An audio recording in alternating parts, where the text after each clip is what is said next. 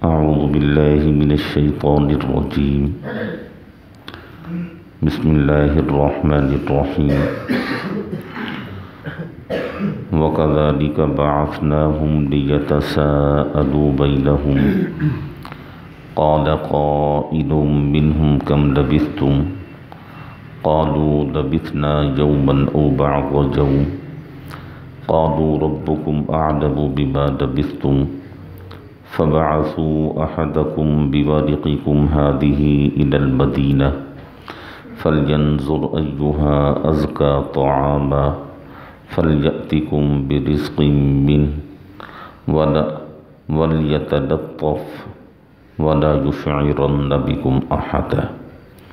إنهم إن يظهروا عليكم يرجموكم أو يعيدوكم في ملتهم وَلَن تُفْلِحُوا إِذًا أَبَدًا. سورہ کہف کی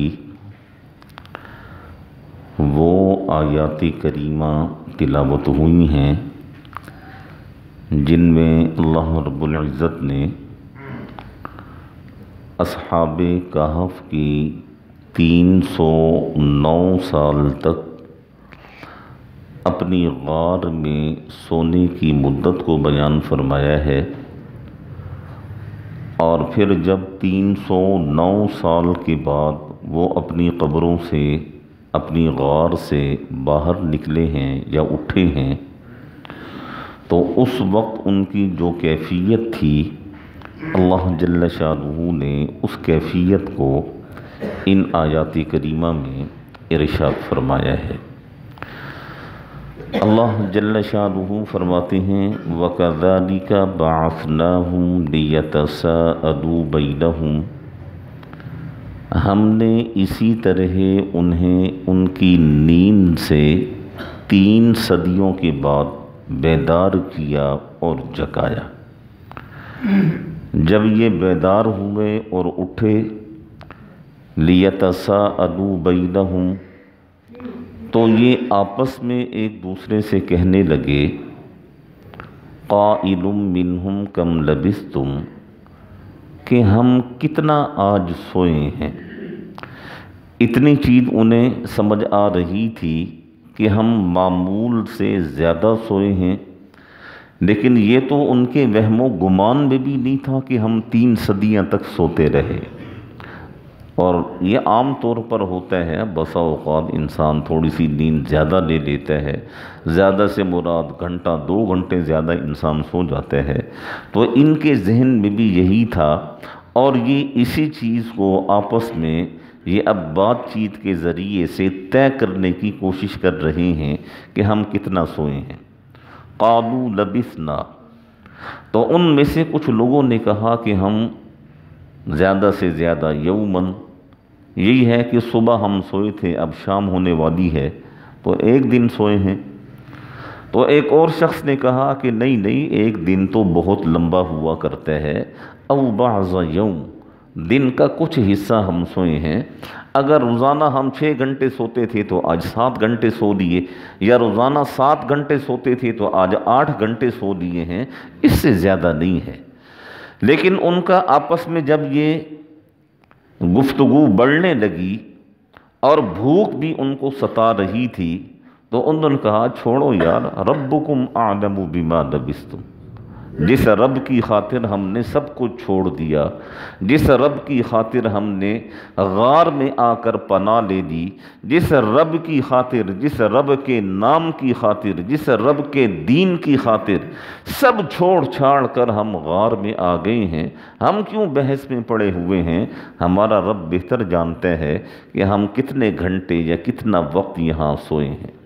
اب تو سرے دست یہ کیا جائے فَبَعَثُوا أَحَدَكُمْ بِوَرِقِكُمْ هَذِهِ إِلَى الْمَدِينَةِ، یہ لوگ جب غار میں آئے تھے تو میں نے شروع میں عرض کیا تھا کہ یہ 6 یا 7 یا 8 جتنے بھی نوجوان تھے، انہوں نے طے یہ کیا تھا کہ ہم اپنے اپنے گھروں سے اپنا اپنا مال لے کر آئیں گے،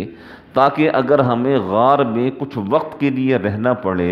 تو ہمارے پاس اتنا پیسہ اتنا مال تو ہو کہ ہم کھانے پینے کی چیزیں خرید کر کھا سکیں۔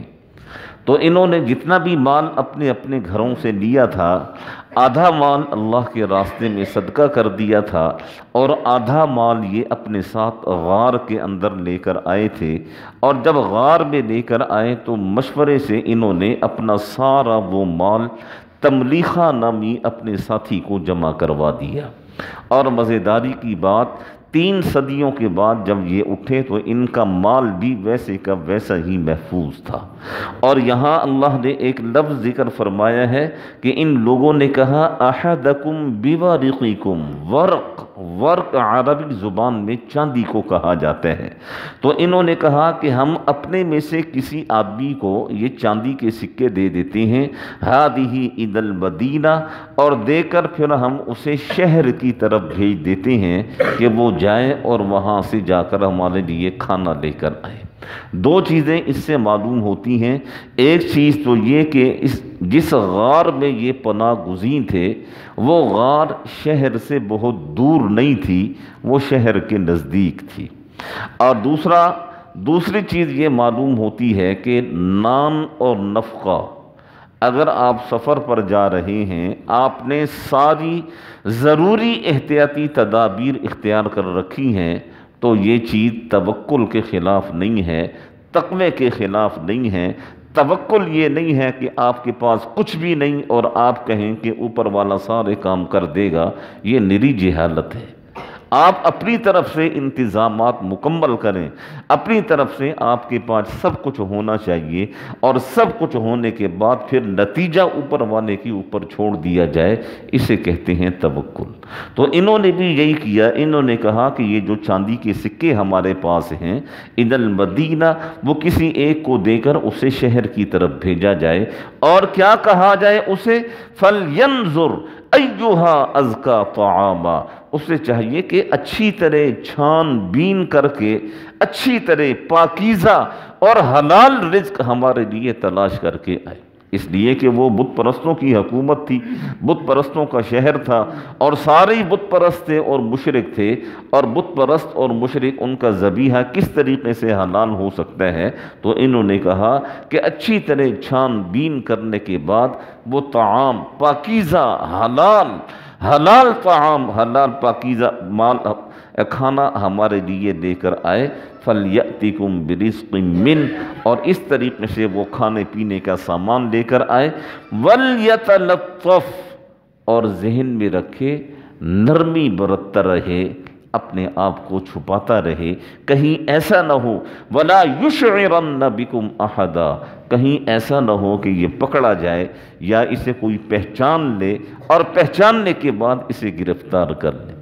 اور ان بیچاروں کے ساتھ ہوا بھی یہی۔ وہ تبلیغہ بیچارہ، وہ کچھ درم اس کو پاس تھے، کھانا لینے کے لیے باہر نکلا، تو 3 صدیوں کے بعد تو پوری شہر کی کایا ہی پلٹ چکی تھی۔ تو وہ پریشانی کے عالم میں بیچارہ شہر میں پہنچ تو گیا،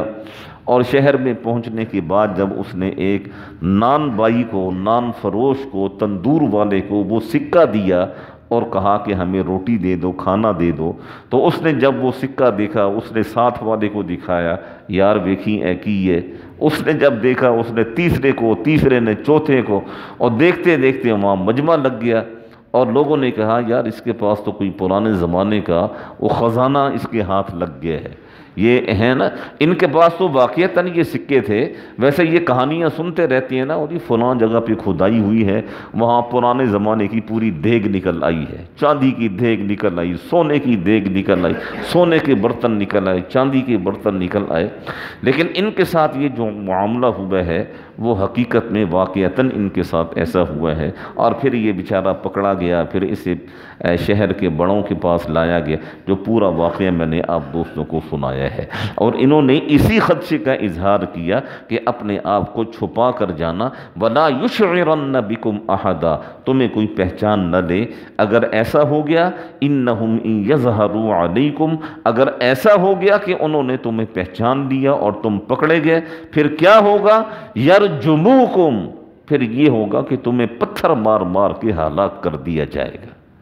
اس سے کیا معلوم ہوتا ہے؟ اس سے معلوم یہ ہوتا ہے کہ اس زمانے میں، اس دقیانوس بادشاہ کے زمانے میں ضابطہ یہ تھا، قانون یہ تھا کہ جو بھی شخص بت پرستی سے انکار کرتا تھا یا جو بھی شخص موحد بننے کی کوشش کرتا تھا، وہ ظالم اسے پتھر مار مار کے ہلاک کر دیتا تھا، سنسار کر دیتا تھا۔ اتنی سخت سزا موحدین کے لیے اس نے رکھی ہوئی تھی، اتنی سخت سزا اللہ کا نام لینے پر اس نے رکھی ہوئی تھی، اتنی سخت سزا اللہ کی وحدانیت کا اقرار کرنے پر اس نے رکھی ہوئی تھی۔ اسی وجہ سے انہوں نے اس خدشے کا اظہار کیا کہ دیکھو، بڑی محتاط ہو کر جانا، اپنے آپ کو چھپا کر جانا، اگر خدا نخواستہ تم پکڑے گئے تو پھر ہمیں ڈر ہے یرجموکم، کہ تمہیں پتھر مار مار کے وہ ہلاک نہ کر دیں، او یعیدوکم فی ملتہم، یا تم پر اتنا تشدد کیا جائے گا کہ تم توحید کو چھوڑ کر دوبارہ بت پرست بن جاؤ گے۔ اور اگر خدا نخواستہ ایسا ہو گیا ہمارے ساتھ، خدا نخواستہ ہم نے توحید کو چھوڑ دیا اور دوبارہ بت پرستی کو ہم نے اختیار کر لیا، وَلَن تُفْلِحُوا إِذًا أَبَدًا، پھر ہم کبھی بھی کامیاب نہیں ہو سکتے ہیں۔ کیسا زبردست ایمان تھا ان لوگوں کا، موت بھی سامنے کھڑی ہوئی تھی اور تکلیف بھی سامنے کھڑی ہوئی تھی، اور انہیں پتہ بھی تھا کہ اگر ہم پکڑے گئے تو پتھر مار مار کے ہمیں عبرت کا نشان بنا دیا جائے گا، یا اتنا تشدد کیا جائے گا کہ ہمیں مجبور کر دیا جائے گا بت پرستی اختیار کرنے پر۔ لیکن اگر ایسا ہو گیا وَلَن تُفْلِحُوا إِذًا أَبَدًا، تو ہم کبھی بھی کامیاب نہیں ہوں گے، کسی صورت میں ہم کامیاب نہیں ہوں گے۔ اور پھر وہ پورا واقعہ، یہ آگے بھی ایک دو آیات ہیں جو انشاءاللہ کل تلاوت ہوں گی، اور یہ پورا واقعہ میں آپ دوستوں کی خدمت میں سنا چکا ہوں کہ وہ گیا بیچارہ، پکڑا گیا، پھر اس کا مذاق بھی اڑایا گیا، ٹھٹھا بھی اڑایا گیا، لوگوں نے اسے برا بھلا بھی کہا، اور لوگ اس سے پوچھتے رہے کہ بتاؤ یہ خزانہ تمہارے پاس کہاں سے آیا؟ تو اس نے کہا میں سب کچھ بتاتا ہوں، مجھے یہ بتاؤ دقیانوس بادشاہ کہاں ہے؟ تو لوگوں نے کہا وہ تو صدیاں بیت گئیں، دقیانوس چلا گیا، اب تو یہاں بیدوسیس کی حکومت ہے، اور بیدوسیس وہ تو بڑا موحد ہے، تو یہ خود اپنا سر پکڑ کے بیٹھ گئے۔ کل ہی کی تو بات ہے کہ ہم لوگ یہاں سے نکلے اور غار کے اندر جا کے پناہ گزین ہو گئے، یہ 5 6 8 10 گھنٹوں میں یہ کیا ایسا انقلاب آ گیا کہ شہر کی صورتحال بھی بدل گئی، لوگ بھی بدل گئے، بادشاہ وہ کہتے ہیں کہ دقیانوس کی ہڈیاں بھی گل چکی ہیں، تو یہ تو